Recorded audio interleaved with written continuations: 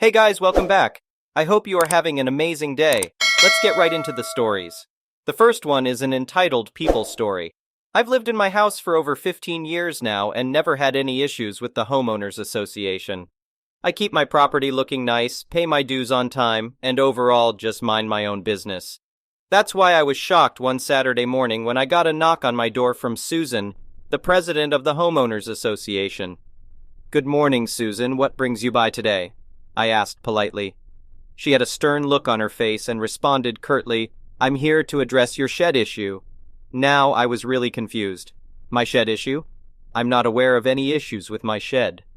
Well, according to our measurements, your shed is encroaching 1.5 feet onto community property. This is unacceptable and against homeowners association rules.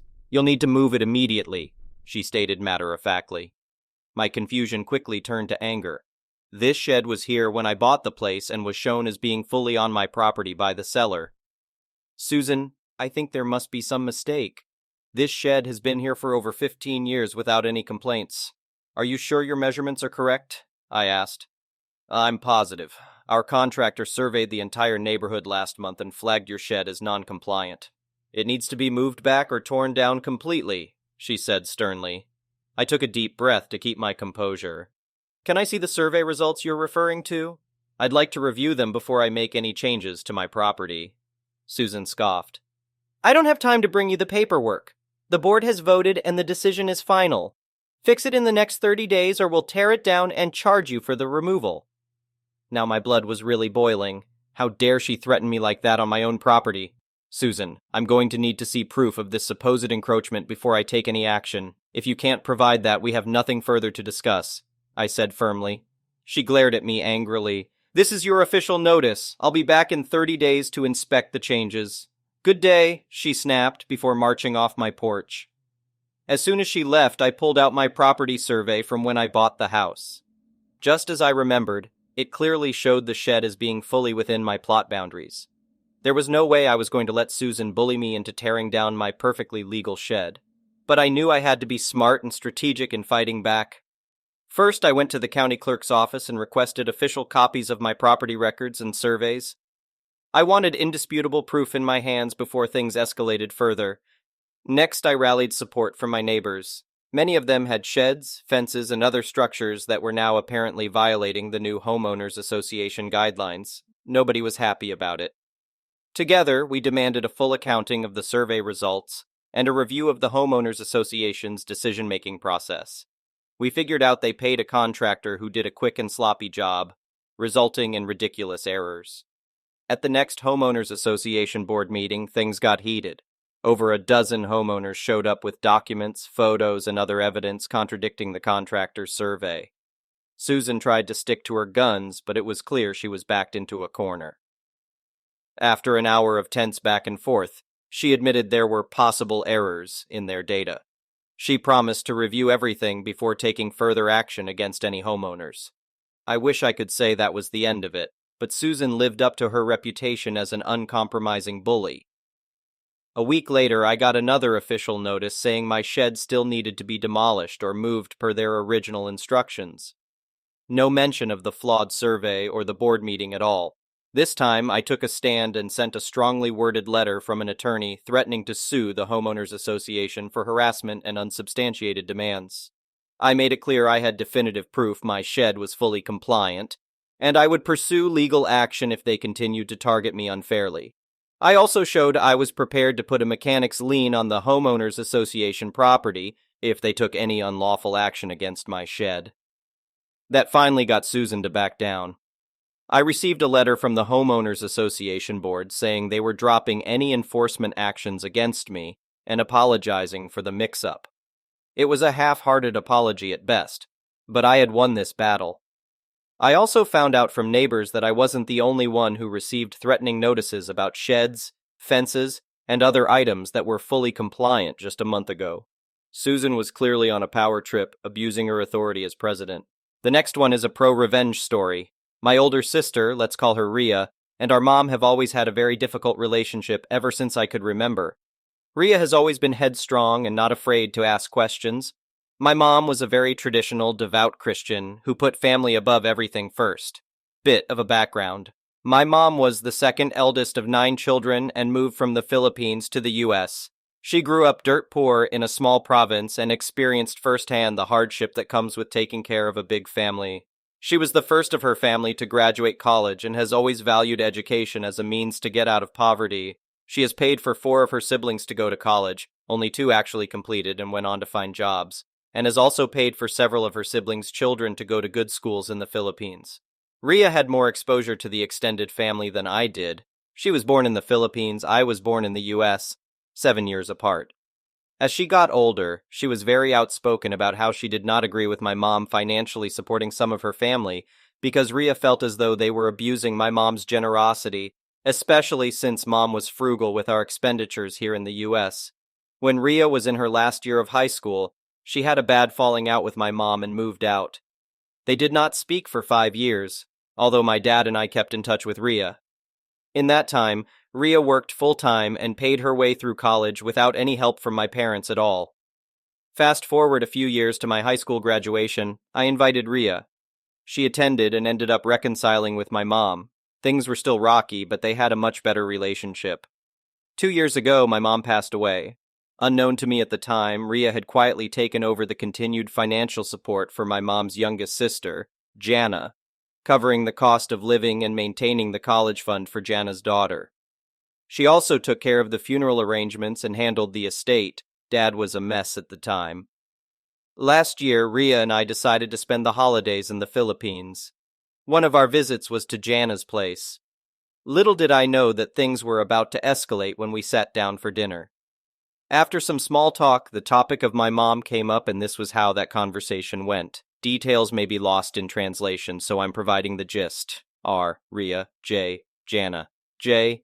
Such a shame your mom passed away. We will miss her. R. Yes. J. Ria, why did you stop talking to her? Why did you leave her? You should be ashamed. That's not how you treat family.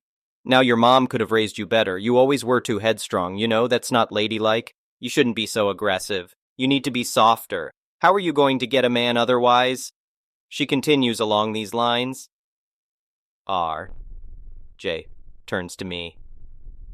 Don't be like your sister, okay? Be a good daughter. Do you have a boyfriend yet? You don't want to get too old like Ria and not have your own family. That's not following God's plan. Before I could speak, Ria asked her own questions. R. Why did you drop out and decide to get pregnant when mom was paying for your college? Did you really think that businessman would leave his wife to take care of you? If you wanted to be a trophy wife, you should have just said so, instead of wasting my mom's hard-earned money. At this point, I just decided to watch because Jana was starting to annoy me, and Ria has been known to deliver epic takedowns. J. Enraged. How dare you come into my house, eat my food, and disrespect me? R. Calmly. Technically, it's my mom's house. You have food because my mom has been supporting you for the better part of 15 years, and you disrespected her by wasting all the opportunities she worked hard to give you. J. I don't need your attitude or your bullcrap. I don't need anything from you, you disrespectful idiot. Get the hell out of my house, more ranting. R. Gets up and smiles. You sure you don't need anything from me? You don't want anything from me? I want to confirm that I heard you correctly. J. I don't need crap from you. I can take care of myself and my family, and how dare you imply otherwise? Get the hell out of my house and your father will hear about this. R. Looks at me. You heard her. Let's go. Now I was surprised by how calmly Ria was taking the diatribe because I've seen her and my mom get into massive shouting matches.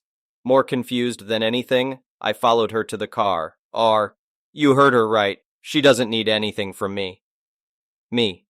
It begins to dawn on me what my sister is about to do. Yeah. R. Okay. We get back to the hotel, and my sister promptly stops the auto transfer of funds for Jana's account.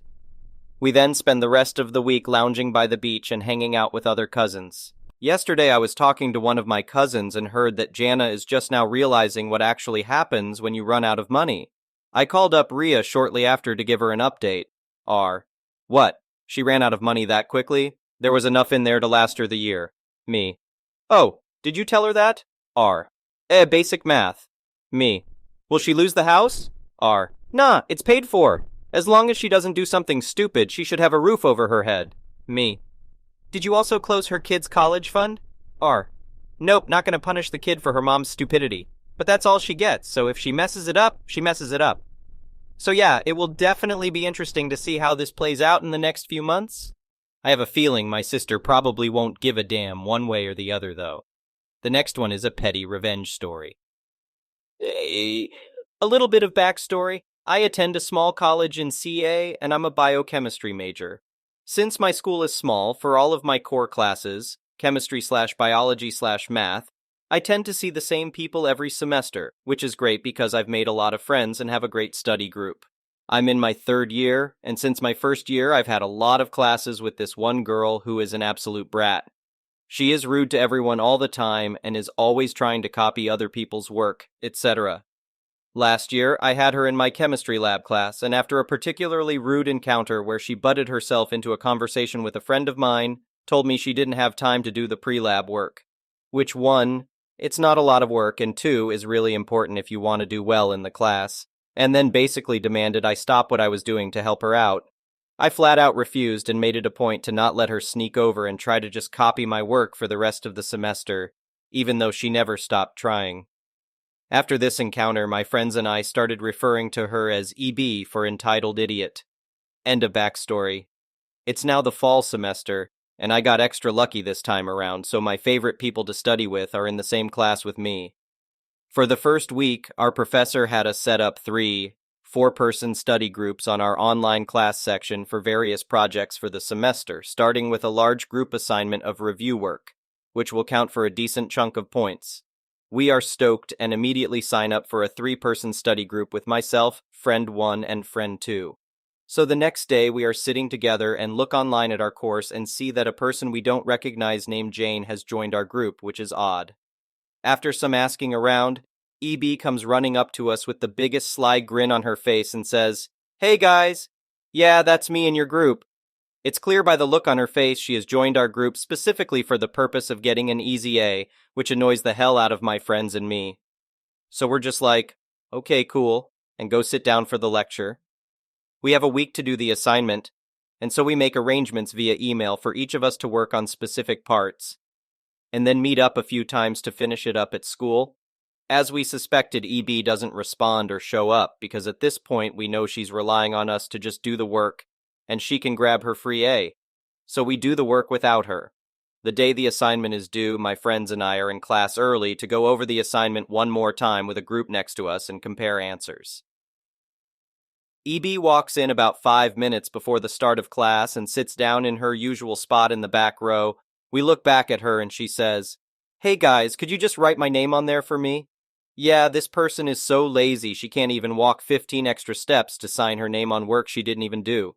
Now, my friends and I were pretty annoyed with her, but in that moment I had an idea, winked at my friend and yelled back, "Yeah, we already got you, girl, you're good," and shoot her a thumbs up.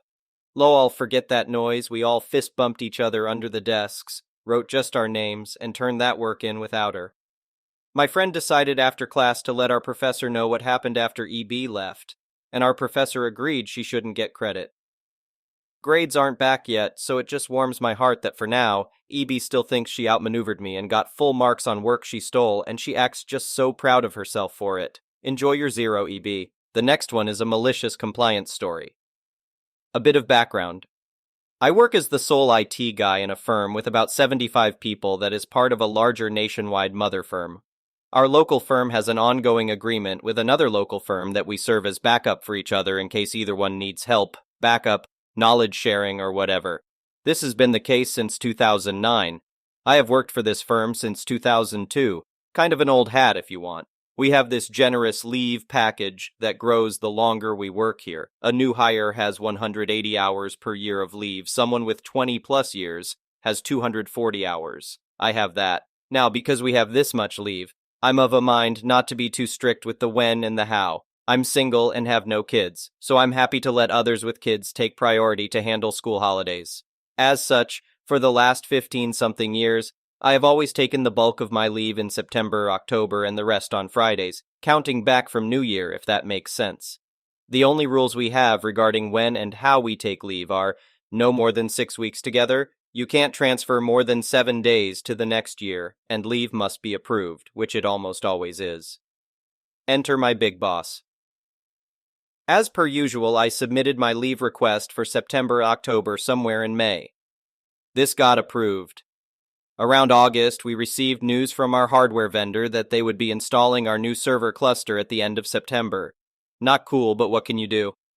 I talked it over with Big Boss and agreed to move my leave to February, March of the next year. I didn't mind too much. He was happy, I was happy, and we went ahead and planned it all. Enter my department head. Since I am a one-man department, but corporations are going to be corporations, I have a department head that oversees my department along with a few others. Somewhere at the end of September, he walks into my office and asks me when I am planning to take the bulk of my leave. I told him about the server cluster installation and that my leave is moved to Feb-Mar. Now, one cannot be a department head or part of management and still be reasonable, right? So he tells me that since I won't be taking my leave this year, it will be forfeit. I tell him I have an agreement with Big Boss, to which he states that he talked about it with Big Boss and that the arrangement won't work since he didn't approve it. I take my phone and call Big Boss. He states that indeed my leave will not be approved and can't be moved to the next year. So I tell him, okay. Enter MC. I was pissed. Not just angry, but genuinely over the moon, ready to murder someone pissed. So I took a half day, went home, and mulled things over. With age comes wisdom, and I know not to make decisions when I'm that angry. The next day, I went in and asked for a leave statement from our HR department that has a counter of all our leave and, more importantly, overtime. I had around 700 hours of overtime accrued over the years and 220 hours of leave. So I put in 5 weeks of leave, 1 week of overtime, 5 weeks of leave, 1 week of overtime, and so on until I landed in the first week of January. Then I put in the remaining overtime and landed at the end of February. In addition to that, I submitted my resignation and 3 months' notice, which I planned to coincide exactly with the last day of my leave. Not half an hour later, my big boss and department head are at my desk asking me what's going on. I told them that since the department head had told me I couldn't transfer the leave, I would be taking it this year, and since the agreement to move my leave was broken, I felt I didn't have another choice but to look for other work where agreements are, in fact, honored. I asked them which rule in the worker's manual regarding leave I had broken, and if there was any, could they point it out. After that conversation, I went home and the waiting game began. The next morning, my big boss called me on my work cell asking me to come in. Sorry, no, I'm on leave. I'd be happy to make a pot of coffee if you want to drop by. So he dropped by. We talked things over. It seems his department head wasn't entirely upfront with him, although he wasn't innocent either. And he wants to make things right. My 6 months of leave remained in place, and he offered to match the offers I would get from other firms to keep me on board, within reason. Conclusion. All in all, I still work for the same firm, now with a 15% wage increase. I don't do overtime anymore. My laptop no longer comes home with me, and my work phone stays at work too. I still do my job to the best of my abilities, but at the end of the day, if my hours are done, I go home. The building could be on fire, but if my clock is out, I am out the door. Now my leave gets planned around my preferences too. No more shifting around other people's leaves. The next one is an entitled people story. I am having a house built, but I bought a TV during Amazon's Prime days. I had it sent to my grandparents' house to be stored until the house is done. The package never arrived, and after a couple of days, the picture from the delivery finally appeared. I sent it to my grandfather, who recognized it as his neighbor's. He called the neighbor, who claimed that he had ordered the same exact TV and didn't realize he had opened mine. The neighbor said his TV is coming the following week and that he would give me his as it's the same exact model. A few hours later, he said, I called Amazon and they said for me to keep this TV and for you to call them so they can replace it. I told him that my refund replacement had already been denied multiple times and that I was told to contact law enforcement, but I would call again. The next morning, I called Amazon and they told me that my claim was denied again and that I should still try to retrieve my TV since I know where it is. I called the neighbor, who is now saying he has to send my TV back when he gets his. I told him not to, that I want my TV even if it's open. He's an old man, so I was using yes sir and no sir. I was trying to be polite, as he has my expensive TV. He hung up and sent me a long text about how he has my TV and won't be giving it back. And I just said, "To verify you're refusing to give me my TV?" He called me back and told me to stop harassing him. So I drove over to my grandfather's house, he is out of town, and called the police. After several back and forth phone calls with the police calling me and the neighbor, they came out. 4 police officers showed up because the man said I am committing fraud and cheating him out of a TV. After I showed the police the texts where he says he has my TV, pictures of the box he sent me with my name on it, and where my refund was denied, they went to talk to him.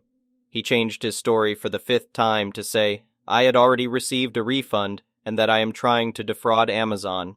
At the end of the day, I got my TV back and the neighbor called my grandfather. My grandfather called me, saying that I discredited him. He meant defamation. He said that I called the police on his neighbor and cheated him out of a TV.